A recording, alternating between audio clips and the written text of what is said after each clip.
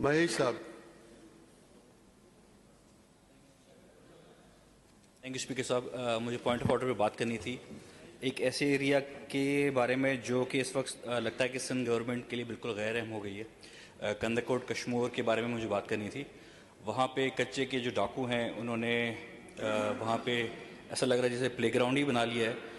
Every day वहाँ पे डकैती, किडनैपिंग, रैंसम और हरासमेंट के वाक़यात हो रहे हैं और वहाँ की जो आवाम है वो अमन-ओ-मान को ऐसे ही तरस रही है जैसे ये हाउस सीएम साहब को देखने के लिए तरस रहा है।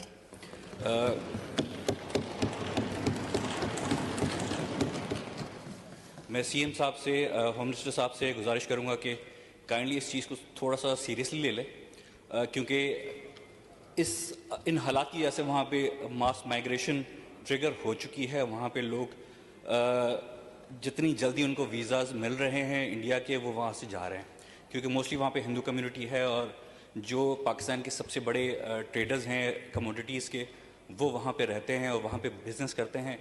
उसकी वजह से उनके बिज़नेस बहुत मुतासर हो रहे हैं। वो ना अपनी फैक्ट्रीज़ में जा सकते हैं, ना वो गलियों में गुजर सकते हैं। उनकी किडनैपिंग और हरासमेंट के वाक़यात हद से ज़्यादा बढ़ गए हैं। Thank you.